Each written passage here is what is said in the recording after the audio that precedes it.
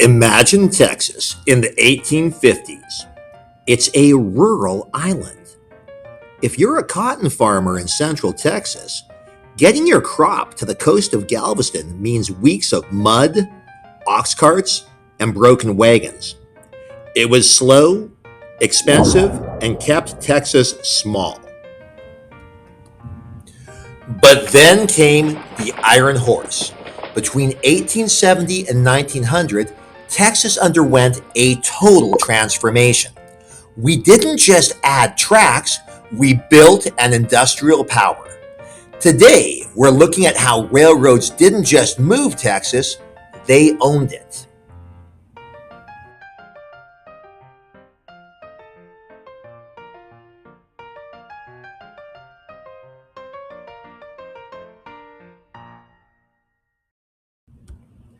How did we build 10,000 miles of track so fast?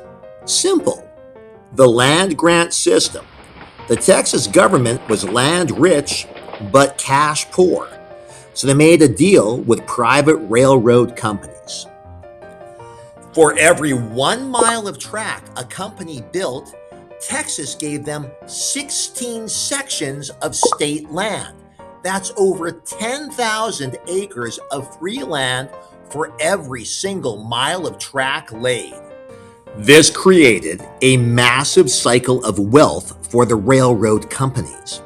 The railroads didn't just make money moving freight, they became the state's biggest real estate agents. They sold that free land to immigrants and settlers. More settlers meant more farms, and more farms meant more business for the railroads. Every settler that bought land from the railroad became a permanent customer for the railroad.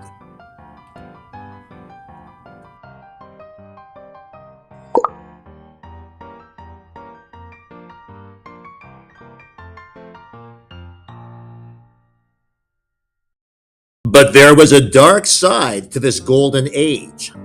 Because the railroads owned the tracks and the land, they held a monopoly. If you were a farmer in West Texas, you had one choice of how to ship your cotton.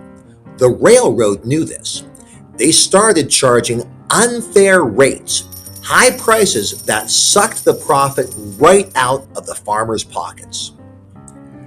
This sparked a political firestorm. This is where we see the populist movement and the Grange rise up. Texans realized that while the railroad brought industry, it also brought a level of corporate power they hadn't seen before. They demanded government regulation.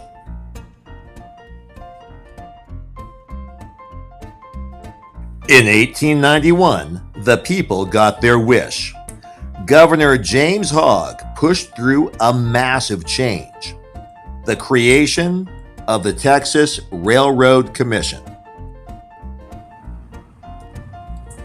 Its job was to break the monopoly's grip.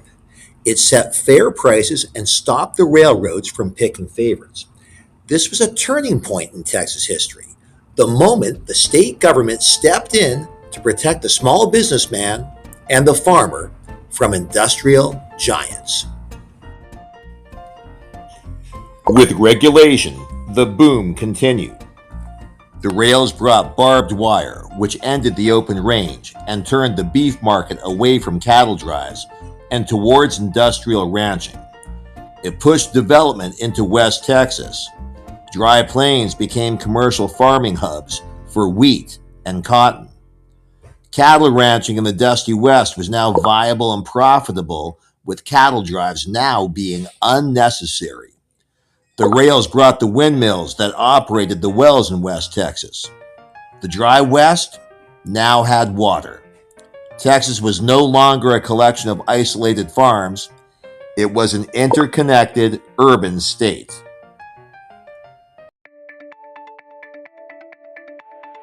By 1900, the Iron Horse had won. Texas was an industrial leader. Today, we carry that legacy.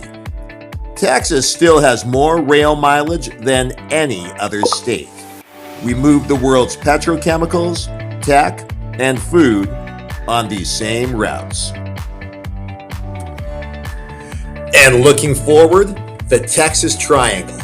We're talking 200 mile per hour high-speed rail connecting Dallas, Houston, and San Antonio, with Austin in the middle as a central hub.